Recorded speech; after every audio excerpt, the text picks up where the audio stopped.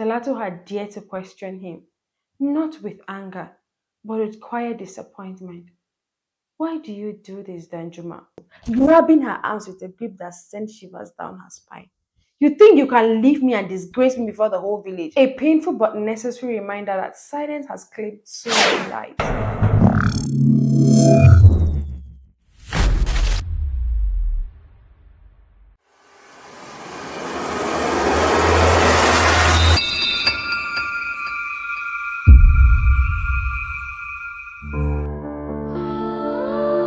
In a small, charming village in southern Kaduna, nestled between the rolling hills and the lush greenery of Kajuru, lived Danjuma, a respected craftsman known for his elaborate wood carvings. His work adorned churches and homes throughout the region, reflecting the beauty and the culture of his people. He lived with his wife Talatu, a quiet woman who spent her days tending to their farm and caring for their two children, Hawa and Bala. To everyone else, they seemed like the perfect family, but their home was concealed in silence, a silence filled with pain, fear, and unspoken truth. Danjuma's hands skilled at carving beauty from wood were the same hands that inflicted pain on Talatu. His temper, once mild, had grown violent over the years. It began with harsh words, then slaps, and eventually escalated to beatings. He blamed her for everything, when the crops failed, when customers delayed payment, or when his own frustration consumed him.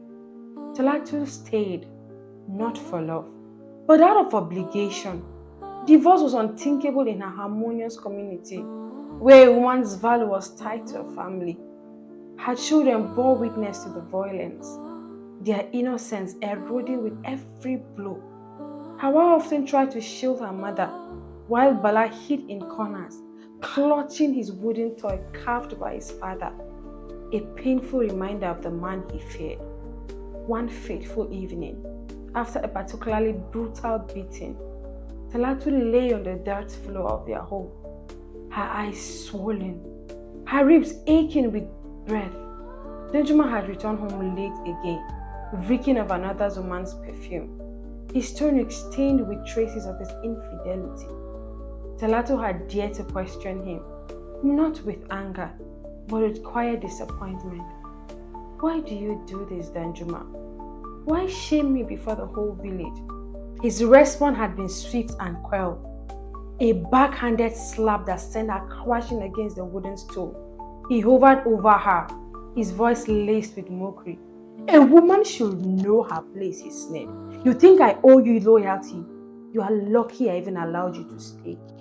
As he left the house, heading to the widow's Amina's compound, one of his many mistresses, Talatu lay in the suffocating silence, her body screaming in pain. Hawa knelt beside her, tears streaming down her face. Mama, let's run away, she whispered. Talatu looked into her daughter's pleading eyes, and for the first time, she allowed herself to consider it.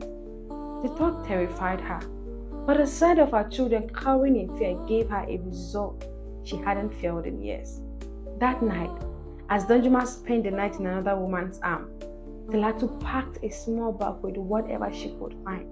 Some dried maize, a change of clothes, and a few naira notes she had hidden away. She wrapped Hawa and Bala in thick shawls to shield them from the cold and let them out in the dark, starless night. This version strengthens Danjuma's character as not just abusive, but also unfaithful, deepening Talatu's suffering and making her escape even more necessary. Months later, Danjuma found them, his rage burned hotter than the midday sun as he stormed into the shelter, his voice echoing through the compound. Mama Rebecca and the other women gathered, their presence forming a protective wall around Talatu and her children. But Danjuma was not a man to be stopped. He rushed towards Talatu, grabbing her arms with a grip that sent shivers down her spine. You think you can leave me and disgrace me before the whole village? He spat, his eyes wild with fury. Talatu, trembling but resolute, pulled her arm free. I will never go back, she said, her voice steadier than she felt. You have no power over me anymore. For the first time, Benjamin saw the woman he had spent years breaking now standing unshaken before him. But his pride could not accept defeat. He reached for the knife hidden beneath his garment, his fingers curling around its handle. A scream tore through the night as he lunged forward. The blade struck deep, piercing Telatu's chest. The world seemed to slow as she staggered, her knees giving way beneath her. Hawa's chill cried out through the air as she rushed to her mother's side, her small hands pressing against the red stain across Telatu's dress. Mama Rebecca and the other women tried to subdue Danjuma, but he fought like a man possessed. It wasn't until the village men arrived, drawn by the commotion, that he was overpowered and restrained. Talatu lay on the cold earth, her breath coming in short, shallow gasps. She reached for Hawa and Bala, her fingers weak but desperate to touch them one last time. Be strong, live, free, she whispered, her voice barely audible. Tears streaked Hawa's face as she clutched her mother's fading warmth. Bala, too young to fully understand, sobbed quietly, his tiny hands gripping her shawl as if he could anchor her to life. As the stars blinked overhead, Telatu exhaled her final breath.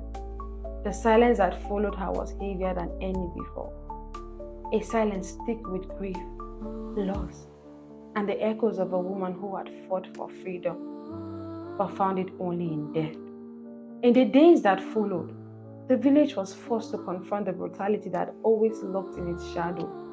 Benjamin was taken away, but it was a little consolation to the children who had lost their mother. Hawa and Bala remained at the shelter under Mama Rebecca's care. Their mother's memory was a garden in their hearts, forever blooming. Hawa, once a child who sang with joy, now sang mourning. Bala, with his small hands, carved the wooden figure of his mother, her face strong, her eyes kind. The winds carried whispers of Talatu's name, a painful but necessary reminder that silence has claimed so many lives. And in the village, under the hills of Kajuru, her story became a warning, a lamentation and a tragic plea for change. The ashes of silence had settled, but the fire of the fight would never be forgotten.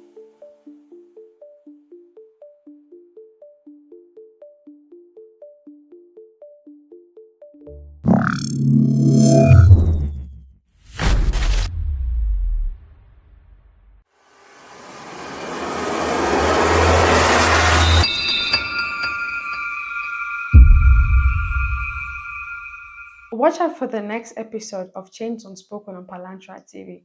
Same time next week.